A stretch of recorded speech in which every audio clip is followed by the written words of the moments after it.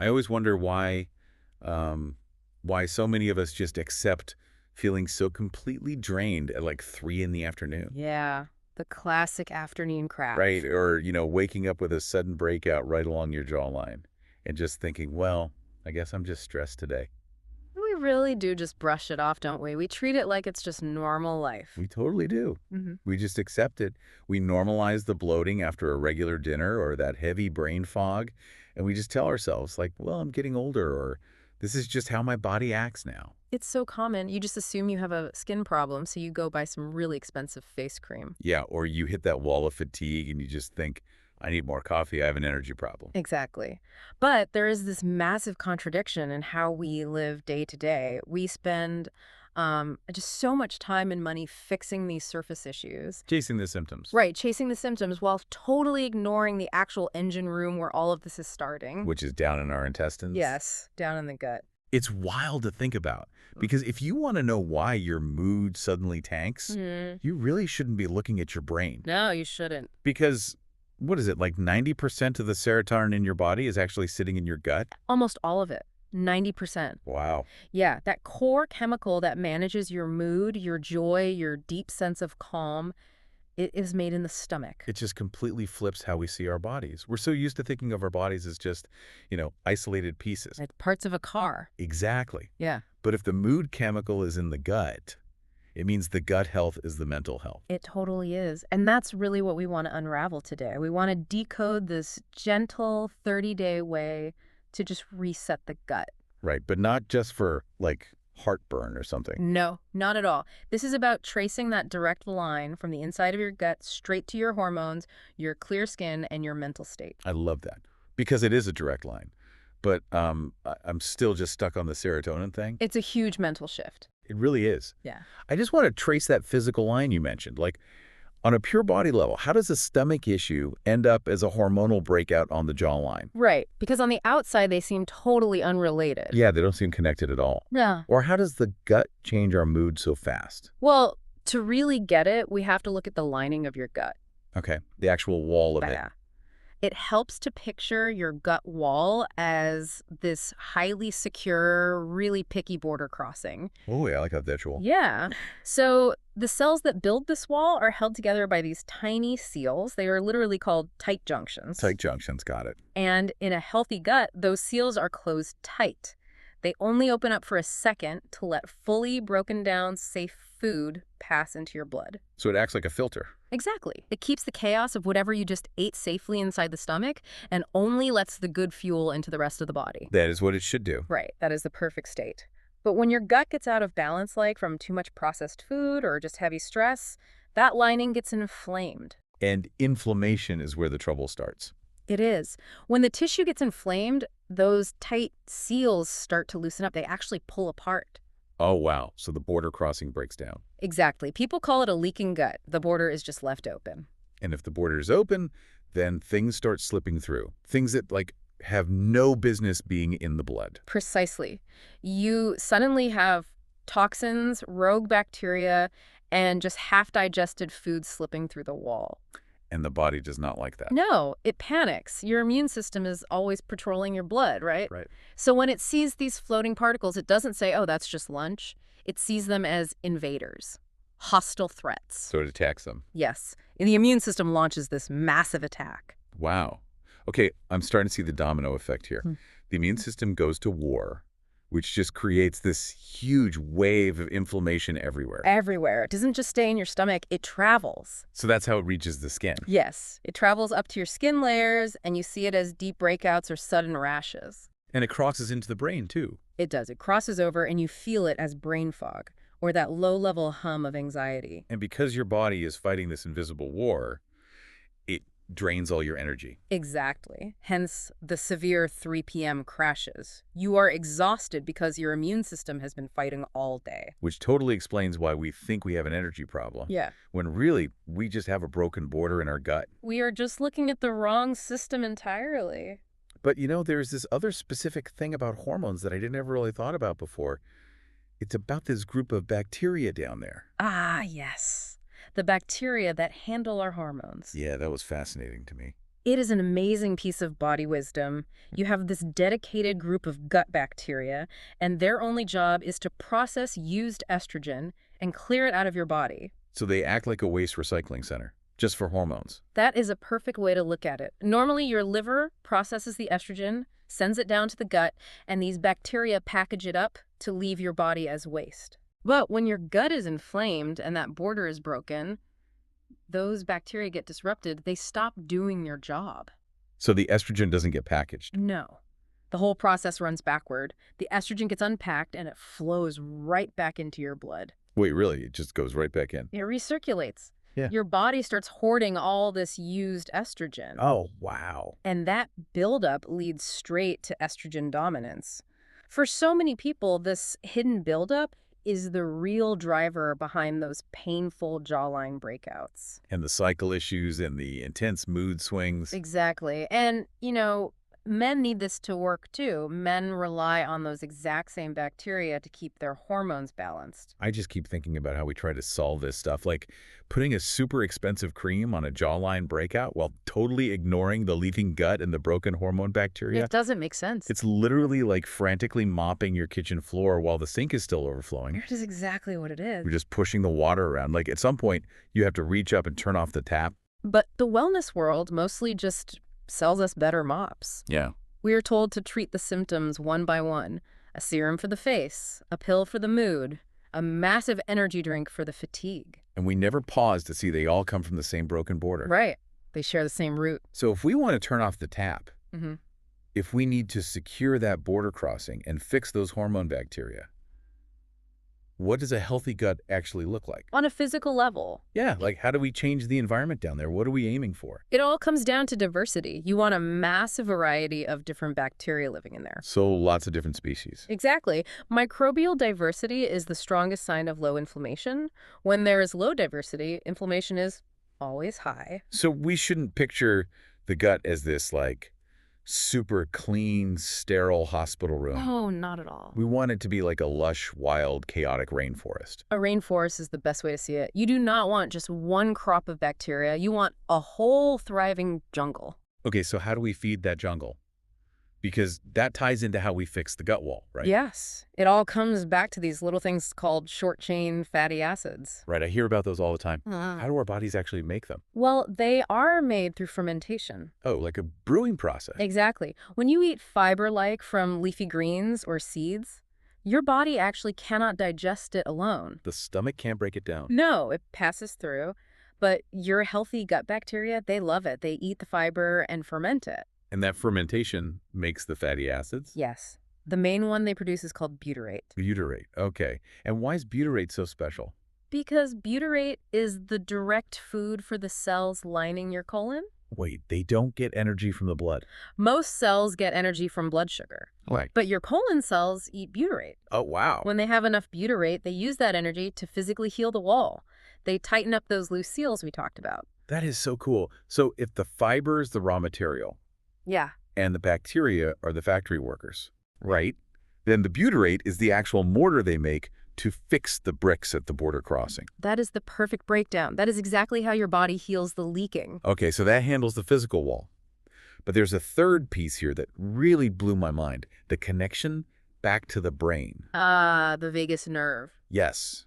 Because I always thought the gut feeling or the gut-brain connection was just like a metaphor, like trusting your intuition. A lot of people think it's just a feeling. But it's not. It is a massive physical, biological cable, isn't it? It is a physical superhighway. The vagus nerve wanders from the base of your brain all the way down your chest and plugs straight into your gut. Straight into the stomach. Yes. And it is a two-way street.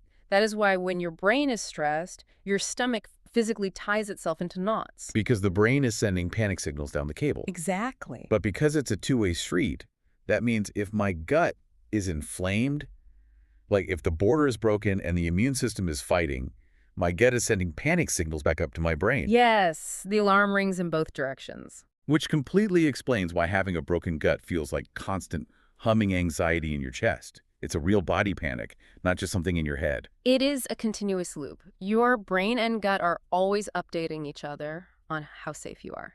But I have a question about this. I see. Because I always assumed that Healing your gut or changing those bacteria was this super slow process, like it takes years of dieting to fix. That is such a common myth. We think the gut is set in stone. Right. But doesn't the gut respond to what we do in like just a few hours? It does. Think about the signals you send it. Let's say you wake up and drink a giant cup of black coffee on an empty stomach. Which so many of us do. Yeah, and then you eat a highly processed, deep-fried lunch right at your desk. Guilty. You are instantly flooding the whole system with alarm signals. You are actively starving the bacteria that make butyrate. You're just burning the rainforest down while you sit there. Right, in real time. But if you switch it up, if you feed the body good protein, fiber, and healthy fats, you send an instant signal to start the repair. So it shifts quickly. Very quickly. The balance of your bacteria can start to change in just 3 or 4 days. That is amazing.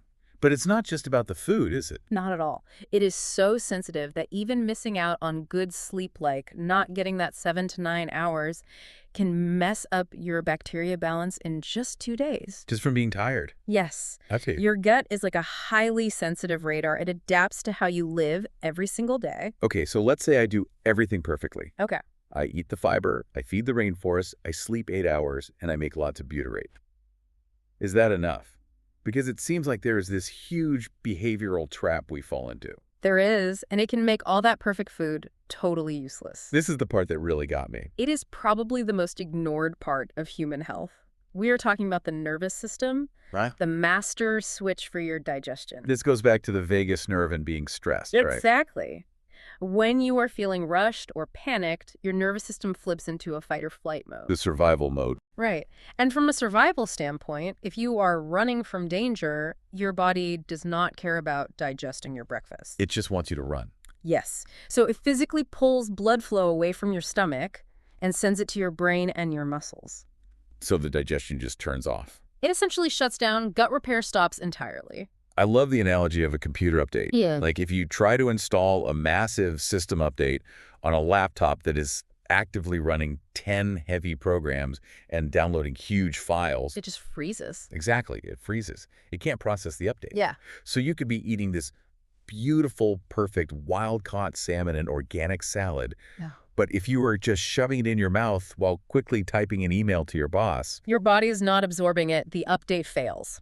That is so wild. It really makes you wonder, like, how much of our effort is just completely wasted because we demand our bodies digest food while we are in a panic? A lot of it. If you want to actually absorb your food, you have to shift your body into that calm, rest and digest mode. And it doesn't mean you have to go move to the woods or do a silent retreat to eat lunch. No, the tools are so simple. It's just taking 5 really deep, slow breaths before you pick up your fork. Just to tell the body it's safe. Exactly. Or actually chewing your food until it's soft, instead of just swallowing it whole. Or just leaving your phone in the other room. Not scrolling through stressful news while you eat. Those little things change everything. Like, think about people who hit that severe afternoon crash with the brain fog and the anxiety. Oh, yeah. Usually they just cut out all carbs or do some extreme diet. But often the real breakthrough isn't the food. It is entirely about the pace. Just stepping away from the desk. Taking a breath. Breathing to manually switch the nervous system into that calm mode before taking a bite. That physically turns the digestion back on. And that lifts the brain fog. Because the food actually gets digested. The quality of the food matters, yes. But the state of your body when you eat it matters just as much. Okay, so we've covered the why and the how. We know we need to fix the border, fuel the rainforest, and calm down the nervous system. Right. So now let's get into the actual steps. The mission here was to decode this 30-day reset. How do we gently walk through this without feeling overwhelmed? Well, I like to look at it as a gentle body experiment. It is not some harsh forever diet. It is just gathering data on yourself. Right, and phase 1 is all about removal. Yes. Phase 1 is just the first 7 days. The goal is super simple. You just pull out the most common daily triggers. To give the gut lining a break. Exactly. You want to stop the low-level inflammation for just a minute. You are creating a clean slate. So for that first week, you just pause the heavy processed foods, the extra sugar, maybe the conventional dairy and gluten. And we really need to say these foods are not evil for every single person. Right, they aren't universally toxic. No. But right now, your immune system is highly reactive. It is on edge. You have to quiet the background noise so you can actually hear what your body is saying. That makes total sense. You can't hear a whisper in a crowded room. You have to clear the room first. So you clear the room for 7 days, which sets up phase 2. Day 8 to 21.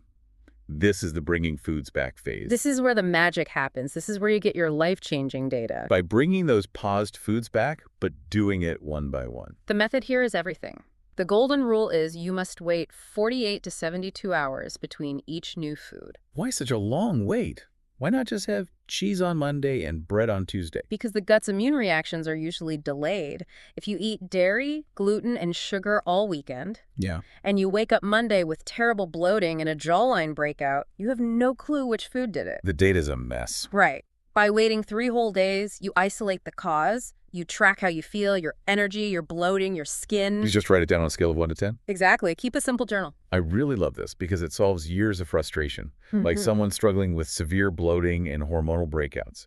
They try everything. But they never isolate the foods. Right. But if you do this, and you have a clean slate, and then you eat conventional dairy, the reaction is going to be so obvious. The bloating spikes, the skin flares, you clearly find your exact trigger. You don't have to guess anymore.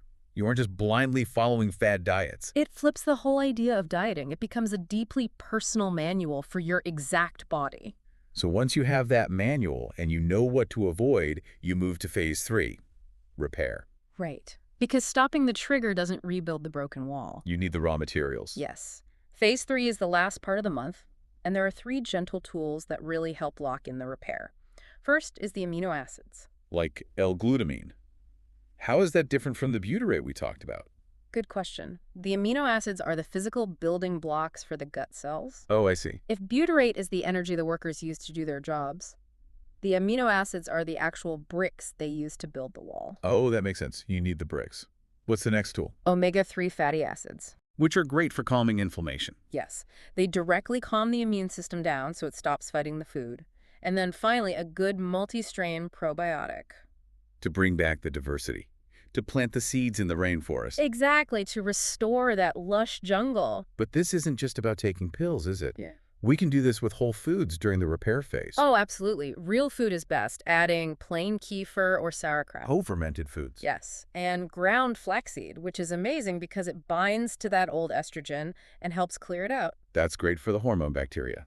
And then wild salmon for the omega-3s? Leafy greens to make the butyrate, and bone broth, which is just packed with those amino acid bricks. But, you know, the way people try to do this is where it all falls apart. The mental side of it. The psychology is so important. The main reason people give up on day 10 is because they try to do everything all at once. Oh, totally.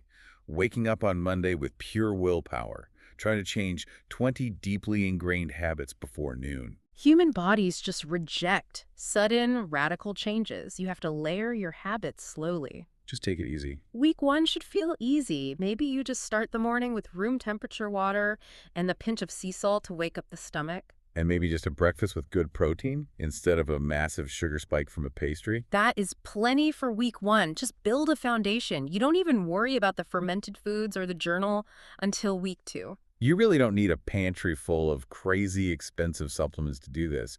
You just need gentle consistency. Consistency beats perfection every single time. It really does. Being slightly better over 30 days does so much more than 3 perfect days. If you just gently reduce the heavy processed oils. You still see massive improvements. Huge improvements. And if you have a slice of pizza at a party, it does not ruin the whole month. That is so relieving to hear. Wellness culture can be so toxic with that all-or-nothing thinking. We feel like one piece of cake on day 14 ruins everything, and we should just quit. Your gut doesn't care about one day. It responds to the overall trend of your life. You are just gently tilting the scales so the good bacteria outnumber the inflamed ones. And over 30 days, that steady, gentle trend literally rebuilds the gut wall. So, to just bring all of this together for you listening, the truth is, true health is not a finish line. No, it's not a destination. It's a daily direction. By feeding that inner rainforest and respecting that your nervous system needs calm to digest. And just trying a gentle 30-day reset. You can stop just pushing the water around the kitchen floor. Yeah. You can actually address the real deep roots of those lingering symptoms. You finally learn the language of your own body. You stop seeing an afternoon crash or a skin breakout as an annoyance. Right. They are just signals. Your body's just asking for a little support at the border. Exactly. You start working with your body instead of fighting it. I love that. Working with it. But before we gently wrap up this deep dive, I want to leave you with one final thought to mull over. We talked a lot about the obvious triggers, right? Heavy fried food, tons of sugar, stress. But there is a detail about modern diets that is so sneaky. What's that? Artificial sweeteners. The fake sugars you find in zero-calorie diet sodas. Oh, yes. Those chemicals can completely disrupt your delicate gut bacteria, even though there is no actual sugar in them. It's wild how sensitive the microbiome is to fake chemistry. It is. It reacts to things we don't even think of as food. And even just moderate drinking alters your gut diversity for days. It really makes you pause and think. It totally does. It makes you wonder, what other seemingly harmless everyday habits in your routine are secretly sending the exact wrong signals down to your gut? Habits you think are healthy. Exactly. Habits that are aggressively marketed as diet-friendly, but are actually keeping that border crossing inflamed. If we're really going to stop mopping the floor, we have to know every single place the water is coming from. Something to chew on before your next meal. These thoughts, these questions, they don't have to stop here. Wellness Geeks has many more podcasts and videos just like this one. Subscribe to the channel and explore other episodes. They all flow the same gentle way. If this podcast felt genuinely useful to you, share it with even one person in your life. That one share can bring a real change in someone's life, and it helps Wellness Geeks reach more people who truly need this. If this brought you real value, look for the join button right next to the Wellness Geeks logo below this video. Click it and become a member of the Wellness Support Circle. Your support helps honest health awareness reach thousands who are silently struggling. Wellness Geeks moves forward because of you. Thank you so much from the heart for being here.